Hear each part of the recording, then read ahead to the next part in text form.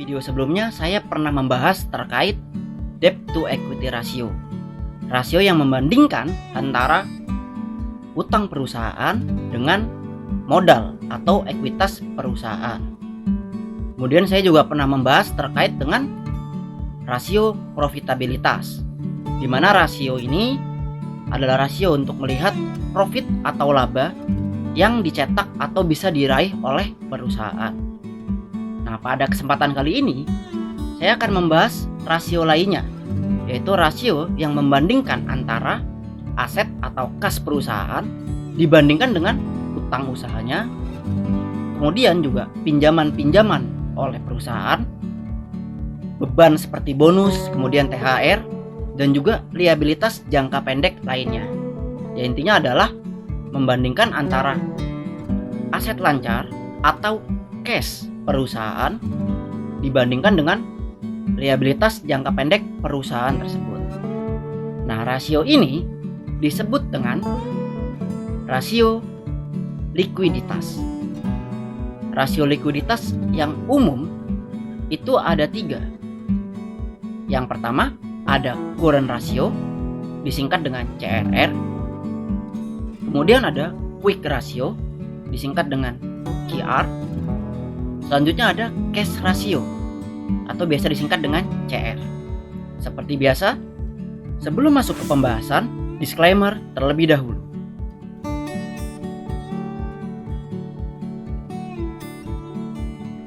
Oke, kalau sudah kita lanjut ya ke pembahasan. Yang pertama adalah current ratio atau rasio lancar. Definisi dari current ratio adalah rasio keuangan yang menggambarkan kemampuan perusahaan untuk membayar kewajiban jangka pendek mereka dengan aset lancar yang dimiliki oleh perusahaan. Sehingga dari definisi ini bisa kita ambil kesimpulan, rumus dari current ratio adalah sebagai berikut.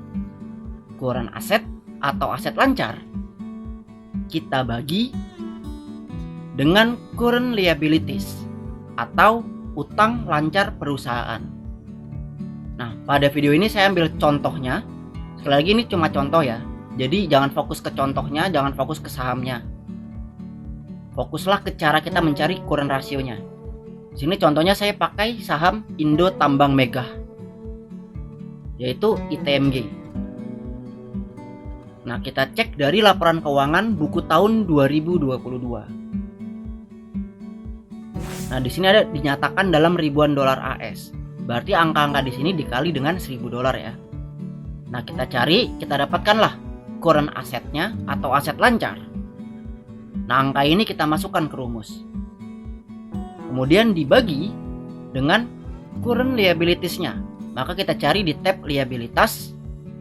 Nah, di bawah ini kita temukan ya, liabilitas jangka pendek atau current liabilities-nya. Nah, angka ini kita masukkan ke rumus. Maka kita dapatkan current ratio sebesar 325,91%. Sehingga bisa kita tarik kesimpulan, aset lancar ITMG dibandingkan dengan utang lancarnya adalah 325%. Nah, mungkin kalian bertanya ya, angka 325% ini apakah baik? Jawabannya adalah ya, angka ini baik. Karena berarti aset lancar ITMG itu 3,2 kali lipat lebih besar dibandingkan utangnya. Berarti kan baik ya, aset lancarnya lebih besar, berarti liquid, sehat perusahaannya. Selanjutnya kita masuk ke quick ratio atau rasio cepat. Definisi quick ratio adalah rasio yang lebih detail dibandingkan dengan current ratio, karena hanya berfokus pada aset yang benar-benar liquid atau mudah untuk dicairkan menjadi uang. Oleh sebab itu dalam rasio ini, persediaan tidak dihitung sebagai bagian dari aset. Dari definisi ini, maka kita bisa ambil simpulan rumusnya adalah aset lancar dikurangi dengan persediaan. Jadi dikurangi dulu ya, aset lancar kurangi persediaan, kemudian kita bagi dengan current liabilities atau utang lancar perusahaan. Nah, karena sudah saya bilang tadi, di video ini saya pakai contohnya sahamnya ITMG. Sekali lagi, ini hanya contoh, bukan ajakan jual atau membeli sahamnya. Dan jangan fokus ke sahamnya, tapi fokus ke cara kita mencari rasionya ya. Oke, jadi sahamnya ITMG, kita cek laporan keuangan buku tahun 2022 di tab atau di bagian aset. Nah, kita temukan di sini aset lancarnya sebesar ini. Kita masukkan ke rumus. Dan ingat, dikurangi dengan persediaan. Kita dapatkan angka persediaannya, kita masukkan ke rumus. Kemudian dibagi dengan current liabilities atau liabilitas jangka pendeknya. Kita buka tab liabilitas dan kita dapatkan angka liabilitas jangka pendeknya. Kita masukkan ke rumus. Maka kita dapatkan quick rasionya sebesar 309,50%. Sehingga aset liquidnya ITMG dibandingkan dengan utang lancarnya adalah 309,5%. Nah, mungkin bertanya lagi, angka 309,50% ini apakah ini baik? Jawabannya adalah ya, angka ini masuk kategori baik. Karena berarti aset liquidnya yang mudah buat dicairkan itu 3 kali lipat dibandingkan dengan utangnya. Jadi sekarang bayar utangnya pun bisa dengan aset yang dimiliki. Selanjutnya, kita masuk ke cash ratio atau rasio kas. Definisinya adalah rasio yang menggambarkan kemampuan perusahaan untuk memenuhi berbagai kewajiban jangka pendek atau current liabilities yang mengacu pada kas atau setara kas yang dimiliki oleh perusahaan. Sehingga dari definisi ini bisa kita ambil rumusnya adalah kas ditambah aktiva setara kas jika ada. Nah, penjumlahan ini kemudian kita bagi dengan current liabilities atau utang lancarnya. Dan gak saya capek-capek ingatkan ya, ini cuma contoh, bukan ajakan jual atau membeli, sebagai studi kasus aja. Jadi jangan fokus ke sahamnya dan nggak ada ajakan jual atau membeli. Di sini masih sama, sahamnya adalah Indo Tambang Raya Mega, kode tikernya ITMG. Sekali lagi, ini cuma contoh ya, jangan fokus ke ITMG-nya, tapi cara kita mencari cash ratio. Di sini kita cek laporan keuangannya untuk buku tahun 2022. Maka kita temukan di sini kas dan setara kasnya sebesar ini. Nah, angka ini kita masukkan ke rumus. Kemudian dibagi dengan current liabilities. Nah, di sini kita buka tab liabilitas, kita dapatkan di sini jumlah liabilitas jangka pendeknya ITMG. Kita masukkan lagi ke rumus. Nah, pembagian dari ini kita dapatkan angka 244,24%. Sehingga bisa kita simpulkan ya, dari ini kas atau setara kas ITMG itu 2,4 kali lipat lebih banyak dibandingkan dengan utang lancarnya. Nah, lagi-lagi bertanya mungkin, lah angka segini apakah ini baik? 244% ini ya, lagi-lagi ini baik. Karena berarti kan ITMG punya kas atau setara kas itu 2,4 kali lipat lebih banyak dibandingkan utang lancarnya. Jadi dengan kas atau setara kasnya aja nggak usah jual aset, nggak usah jual aset-aset lainnya ya. Cukup pakai kas dia udah bisa bayar utang jangka pendeknya. Berarti kan baik, cukup liquid. Nah, selanjutnya cara mudah melihat rasio likuiditas. Mungkin susah ya untuk screening awal kalau harus lihat laporan keuangan. Kita mau cek secara cepat. Itu ada cara mudahnya menggunakan RTI Business. Ini bisa di-download di App Store atau di Play Store. Kalau sudah di-download nanti dibuka, kemudian pilih ITMG lalu key statistik.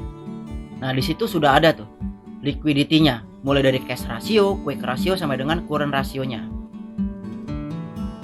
Nah, tetapi ini hanya untuk metode screening awal saja. Sebagai investor, kita kalau mau tahu info lebih lengkap, info lebih detailnya, berapa sih kasnya, berapa detailnya, ya harus cek laporan keuangan supaya dapat data yang lebih valid dan lebih detail. Karena bagi investor, baca laporan keuangan, memahami laporan keuangan itu wajib. Selanjutnya kita masuk bagaimana supaya objektif menilai likuiditas. Ya kita bisa cek sektor yang sejenis. Nah, di sini kan ITMG sektornya adalah energi dan bisnisnya di batu bara. Ya kita bisa bandingkan dengan sektor yang sejenis.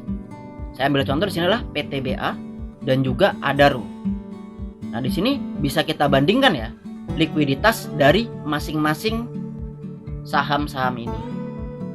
Nah, kalau sudah dibandingkan, ya kalian bisa lihat sendirilah ya. Di sini bisa terlihat bahwa ITMG lebih tinggi kan likuiditasnya, ya berarti lebih baik. Kas yang dimiliki, aset yang dimiliki itu memadai. Nah, tapi saya ingatkan, ini untuk buku tahun 2022. Nanti di buku tahun 2023, 2024 ya harus cek terus secara berkala. Ini untuk buku tahun 2022. Nah, kita masuk ke kesimpulan. Kesimpulannya dari rasio likuiditas ini, yang pertama, semakin tinggi rasio likuiditas, maka semakin baik. Berarti kalau sampai 100% ke atas, ya aset lancarnya, kasnya itu lebih besar dibandingkan dengan hutang jangka pendeknya. Sehingga kalau memang terpaksa atau kepepet saat ini juga membayar hutangnya, itu bisa. Karena memang kasnya atau aset lancarnya memadai, liquid berarti. Kemudian yang kedua, agar lebih objektif, kita bisa cek sektor atau bisnis yang sejenis supaya kita bisa ada perbandingannya dan memang lini bisnisnya sama. Sehingga likuiditas angka segini, ini bagus nggak ya? Kita bisa lihat perbandingannya dengan sektor yang sama. Kemudian yang ketiga, rasio likuiditas ini hanyalah salah satu rasio. Masih banyak rasio lainnya. Ada rasio profitabilitas, ada price to earning ratio, lalu ada PBV juga. Jadi jangan berpatokan pada rasio ini saja. Masih banyak indikator lain sebagai investor saham kita ngecek saham ini bagus apa enggak. Lalu yang terakhir, nggak capek-capek saya ingatkan, sebagai investor lakukan analisa, jangan malas.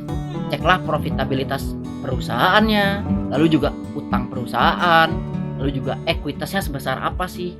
Cek secara mendalam, baca laporan keuangannya supaya kita yakin dan ada dasar milih saham tersebut. Semoga video ini bisa memberi informasi dan manfaat bagi teman-teman semua. Semoga makin paham investasi saham. Jangan lupa cek juga video rasio profitabilitas dan juga video debt to equity ratio di sini. Dan juga video-video lain yang ada di channel ini. Agar kita paham saham.